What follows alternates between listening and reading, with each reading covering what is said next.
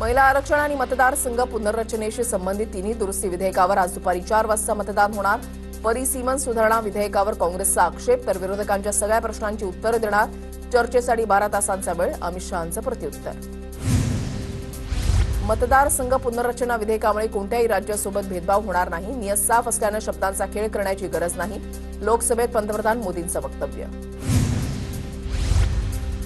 डिलिमिटेशनच्या विरोधात तमिळनाडूमध्ये पहिली ठिणगी। मुख्यमंत्री के स्टॅलिन यांनी जाळली विधेयकाची कॉपी। काळ्या रंगाचा ड्रेस घालून विधेयकाची कॉपी जाळत काळा झेंडा फडकावत केली घोषणाबाजी। देशाच्या इतिहासात खरा निर्णय घेणं महत्त्वाचं। मोदीजींवर आंतरराष्ट्रीय दबाव जास्त आहे। 543 मधून महिलांना 33% आरक्षण का दिलं जात नाही? परिसीमन पण होणार नाही आणि काळा टिळा पण कामी येईल। मोदींनी केलेल्या टीकेवर प्रियंका गांधींचा पलटवार। विधेयकांमुळे कोणत्याही राज्याचं नुकसान होणार नाही। विधेयकावरून भ्रम पसरवला जातोय। प्रियंका गांधींच्या आरोपांना केंद्रीय गृहमंत्री अमित शहांचं उत्तर। दक्षिणेतील राज्यांची खासदार संख्या 129 वरून 195 पर्यंत जाईल, शहांचं उत्तर। नारी शक्ती नसून हे भाजप शक्ती विधेयक। भाजपला हे विधेयक लादायचंय। आम्ही हे विधेयक मंजूर होऊ देणार नाही, संजय राऊतांचं वक्तव्य। सत्तेमध्ये राहण्यासाठी भाजपनं विधेयक आणली, अखिलेश यादवांची प्रतिक्रिया। तर एसआयआरच्या नावाखाली मतं कमी केली, अखिलेश यादवांचा आरोप। भाजपच्या राज्यामध्ये महिला सर्वाधिक दुःखी असल्याचंही मत व्यक्त। 2029 पर्यंतच्या निवडणुका जुन्या जागांनुसार होणार, मात्र त्यात हे जिंकतील की माहिती नाही। मतदारसंघ पुनर्रचना आयोगाच्या अंमलबजावणीबाबत विरोधकांनी सवाल उपस्थित केल्यानंतर केंद्रीय गृहमंत्री अमित शहांचं प्रत्युत्तर। सरकारने विधेयक मागे घ्यावं, संविधानाच्या विरोधात निर्णय। समाजवादी पक्षाकडून देखील परिसीमन सुधारणा विधेयकाला विरोध। तिन्ही विधेयकांना सपाकडून विरोध, धर्मेंद्र यादव यांची माहिती। आदित्य ठाकरेंच्या उल्लेखावरून लोकसभेत मोठा गोंधळ। कुलदीप सेंगर, बृजभूषण सिंग यांची नावं घेत असतील तर आदित्य ठाकरे यांचं देखील नाव घ्यायला पाहिजे। भाजपचे खासदार निशिकांत दुबेंचं वक्तव्य। यानंतर सुप्रिया सुळे, अरविंद सावंत आक्रमक। दुबेंवर कारवाईची अरविंद सावंत यांची मागणी। निशिकांत दुबेंनी संसदेमध्ये आदित्य ठाकरेंवर केलेले आरोप वाह्यात। निशिकांत दुबेंनी आदित्य ठाकरेंवर केलेल्या आरोपांवरून प्रियंका चतुर्वेदींची टीका। निशिकांत दुबेंना लाज वाटायला पाहिजे, चतुर्वेदी यांची टीका। लोकसभेतील निशिकांत दुबेंसोबतच्या वादानंतर अरविंद सावंतांना ठाकरेंचा फोन। लोकसभेत काय झालं असं उद्धव ठाकरेंनी विचारलं, अरविंद सावंतांची माहिती। विधान परिषदेच्या 9 जागांसाठी 12 मेला मतदान। 23 एप्रिलला निवडणुकीची अधिसूचना जारी होणार। 30 एप्रिलपर्यंत उमेदवारी अर्ज दाखल करता येणार। 12 मे रोजी संध्याकाळी 5 वाजेपर्यंत मतदान। बारामतीमध्ये रोहित पवारांकडून सुनेत्रा पवारांचा प्रचार। रेकॉर्ड ब्रेक मतांनी सुनेत्रा पवार विजयी होणार असल्याचा रोहित पवारांना विश्वास। सुनेत्रा पवार अजितदादांच्या स्टाईलप्रमाणे काम करतील असंही केलं वक्तव्य। उपमुख्यमंत्री सुनेत्रा पवार या निवडून तर येणारच आहे, तर त्या 2 लाखांपेक्षा जास्त लीडनं निवडून येतील, युगेंद्र पवार यांचा दावा। प्राजक्त तनपुरे जर आमच्यासोबत जोडले गेले तर आम्हाला आनंद होईल। भाजप प्रदेशाध्यक्ष रवींद्र चव्हाण यांची प्राजक्त तनपुरेंना भाजपत येण्याची ऑफर। चव्हाणांच्या विधानामुळे प्राजक्त तनपुरेंच्या भाजप प्रवेशाच्या चर्चांना उधाण। प्राजक्त तनपुरेंनी प्रत्यक्षरित्या कर्डिलेंना पाठिंबा द्यावा। विधान परिषद अध्यक्ष राम शिंदेंचं प्राजक्त तनपुरेंना आवाहन। राहुरीतील अक्षय कर्डिलेंच्या प्रचार सभेत राम शिंदेंचं आवाहन। अमित ठाकरे आजपासून 2 दिवसीय पुणे दौऱ्यावर। जिल्हा संपर्क अध्यक्ष म्हणून नियुक्ती झाल्यानंतर अमित ठाकरे यांचा पहिलाच दौरा। आज सकाळी शहर कार्यालयामध्ये बैठक घेणार। कैसा हराया फेम एमआयएम पक्षाची नगरसेविका सेहर शेख नॉट रिचेबल। वडिलांच्या जात प्रमाणपत्र वैधता प्रकरणावरून सेहर शेखच्या अडचणीत वाढ। सेहर शेखसह तिचे वडील युनिस शेखही नॉट रिचेबल। एमआयएम हा पक्ष नसून दहशतवादी संघटना आहे। एमआयएम पक्षामध्ये रोहिंग्या आणि बांगलादेशी भरलेले आहेत, नितेश राणेंचं वक्तव्य। तर कैसा हराय बोलणारी सेहर शेख नॉट रिचेबल झाली, नितेश राणेंनी डिवचलं।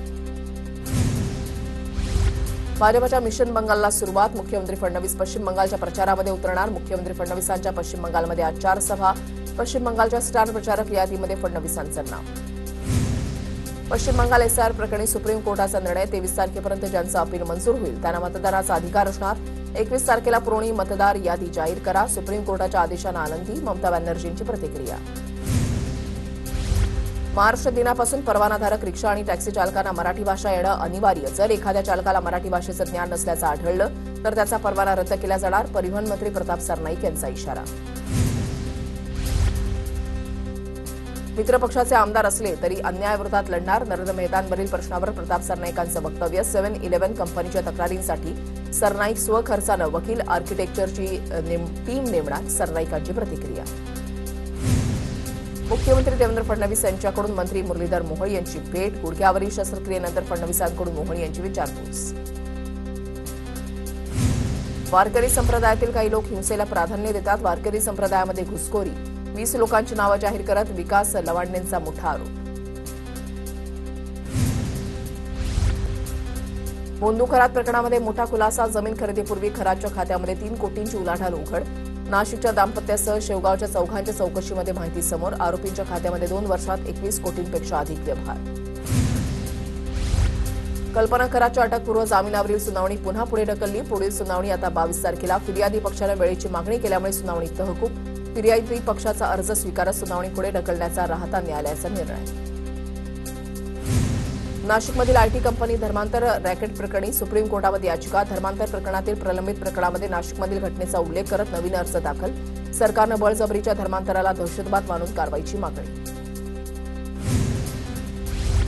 नाशिक धर्मांतरण प्रकरणातील आरोपीकडून नाशिक रोड कारागृहामध्ये कैद्यांकडून मारहाण झाल्याचा आरोप, कारागृहातील इतर कैद्यांनी मारहाण केल्याचा दावा. सुनावणी दरम्यान शफी शेखनं दिली माहिती, शफी शेख आणि रझा मेननला 3 दिवसांची पोलीस कोठडी. नाशिक टीसीएस प्रकरणामध्ये विशिष्ट हॉटेलमध्येच पार्ट्या होत असल्याची माहिती, त्र्यंबकेश्वर रोडवरील हॉटेल आनंद रिसॉर्टमध्ये पार्ट्या झाल्याची नोंद.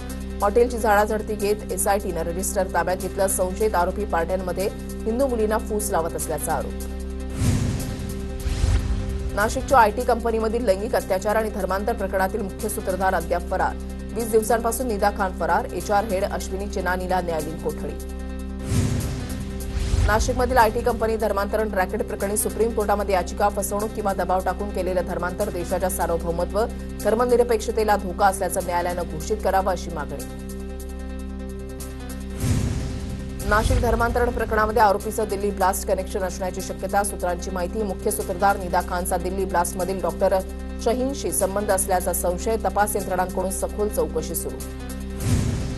नाशिक धर्मांतरण प्रकरणाचा तपास आता एटीएसकडे, एटीएस स्वतः आरोपींची चौकशी करणार, तर संबंधित कंपनीमध्ये 150 कर्मचाऱ्यांना वर्क फ्रॉम होमचे आदेश, टीसीएस कंपनीमध्ये वरिष्ठ अधिकाऱ्यांकडून झाडाझडती. प्रेम प्रकरणाला धार्मिक रंग देण्याचा प्रयत्न करण्यात येतोय, नाशिक आयटी कंपनी धर्मांतरण प्रकरणातील आरोपी रझा मेननचे नातेवाईक आयात काझी यांचा आरोप. खरात बाबा प्रकरण, वृक्षतोड प्रकरण दाबण्यासाठी हे प्रकरण काढलं, आयात काझी यांचा आरोप. अमरावतीच्या परतवाड्यातील लैंगिक शोषण प्रकरणामध्ये 18 व्हिडिओ आणि 39 फोटो पोलिसांच्या हाती, मुख्य आरोपीसह 6 आरोपी अटकेत, आणखी 4 जणांची चौकशी सुरू. अमरावती अत्याचार प्रकरणामध्ये आतापर्यंत 8 आरोपींना अटक, पीडित तरुणीची अल्पसंख्याक आयोगाचे सदस्य चर्चा करणार, ज्या मुलींचे फोटो समोर आले त्या सर्व 8 पीडित मुली मुस्लिम, पोलीस अधीक्षकांची माहिती. अमरावतीच्या परतवाडामध्ये प्रेमाच्या जाळ्यामध्ये अडकवून 180 मुलींचं लैंगिक शोषण प्रकरण, आरोपी अहमद अयानकडून पीडित तरुणीवर कठोरा नाका भागातील एका रेसिडेन्सीमध्ये फ्लॅटमध्ये लैंगिक अत्याचार. कोचिंग क्लासच्या माध्यमातून पीडित मुली आरोपींच्या संपर्कात, अमरावती लैंगिक अत्याचार प्रकरणामध्ये भाजपचे नेते अनिल बोडणेंचा खळबळजनक दावा, कोचिंग क्लासचे सीसीटीव्ही फुटेज तपासा, खासदार अनिल बोडणेंची मागणी. Goregaon Nesco centre drugs party प्रकरणामधील सर्व आरोपींना 18 तारखेपर्यंत पोलीस कोठडी, कॉन्सर्टमध्ये ड्रग्जच्या अतिसेवनानं 2 विद्यार्थ्यांचा मृत्यू, आतापर्यंत एकूण 7 आरोपींना अटक.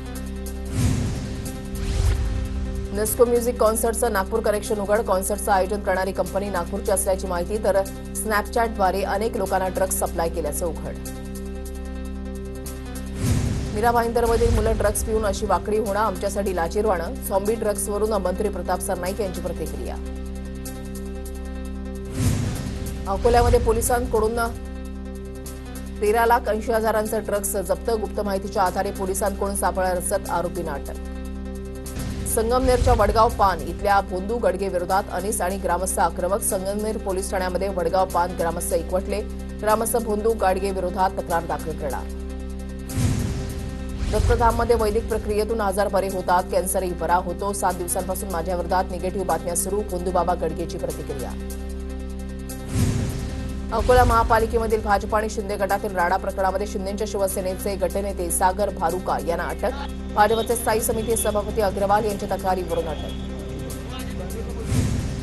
पुण्यामध्ये फ्रूट जिहादचं प्रकरण, केमिकल वापरून बनवलेला आंब्याचा पल्प कमी किमतीमध्ये विकला जातोय, क्रूड जिहाद प्रकरणाची चौकशी व्हावी, आमदार गोपीचंद पडळकरांची मागणी. जपानी मालकी असलेल्या कंपनीवर आता मराठी माणसाचा झेंडा फडकणार. शार्प इंडिया कंपनीमध्ये आता पुण्यातील स्मार्ट सर्व्हिसेस कंपनीची 75% मालकी असणार. स्मार्ट सर्व्हिसेसचे मालक आणि उद्योजक चंद्रकांत गायकवाड यांचा जपानमध्ये करार. शासकीय कर्मचाऱ्यांची आणि अधिकाऱ्यांची घरं अधिक सुसज्ज होणार. शासकीय निवासस्थानांच्या सटई क्षेत्रफळामध्ये वाढ. सार्वजनिक बांधकाम मंत्री शिवेंद्रराजे भोसले यांचा महत्त्वाचा निर्णय. अवकाळी पावसामुळे नुकसानग्रस्तांना मदत जाहीर. महसूल मंत्री चंद्रशेखर बावनकुळे यांचा महत्त्वाचा निर्णय. ऑक्टोबर 2025 ते मार्च 2026 दरम्यान अवकाळीमुळे झालेल्या नुकसानासाठी मदत जाहीर. पहिल्या टप्प्यामध्ये 53,83,00,000 रुपयांचं वितरण. आयएनसीए अवॉर्डमध्ये मराठी सिनेमा विभागामध्ये उत्कृष्ट कलाकार म्हणून दिलीप प्रभावळकरांचा सन्मान. पहिल्या इंडियन नॅशनल सिने अकादमीचे मुंबईमध्ये आयोजन. आयएनसीएनं चित्रपट उद्योगांना एकाच राष्ट्रीय व्यासपीठावर एकत्र आणलं. राज्यामध्ये 1 मार्च ते 15 एप्रिल दरम्यान उष्माघाताच्या 17 रुग्णांची नोंद. रत्नागिरी आणि पुणे जिल्ह्यामध्ये सर्वाधिक रुग्ण आढळले. प्रशासनाकडून काळजी घेण्याचं आवाहन. राज्यात उष्णतेच्या लाटांमुळे शासनाकडून नागरिकांना सतर्कतेचा इशारा. उष्माघातापासून वाचण्यासाठी शासनाकडून मार्गदर्शन सूचना जारी. मंत्री गिरीश महाजनांच्या प्रशासनाला महत्त्वाच्या सूचना. अकोला जिल्ह्यामध्ये उष्णतेचा पारा वाढला. तापमानानं 44 अंश सेल्सिअसचा टप्पा ओलांडला. नागरिकांना काळजी घेण्याचं प्रशासनाकडून आवाहन. नागपुरात अजूनही काही भागात गॅस सिलेंडरसाठी रांगा. घरपोच सिलेंडर मिळत नसल्यामुळे नागरिक हैराण. जिल्हाधिकाऱ्यांनी घरपोच वितरणाच्या सूचना देऊनही सिलेंडर मिळत नसल्याची तक्रार.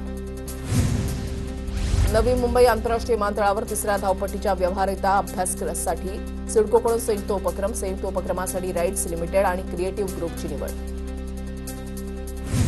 धारावीमधील कोळी बांधवांसाठी महत्त्वाची बातमी. कोळीवाड्याच्या सीमांकनाला 8 वर्षांनंतर मुहूर्त. 2018 मध्ये मुंबई शहराच्या जिल्हाधिकाऱ्यांनी सर्वेक्षण केलं होतं.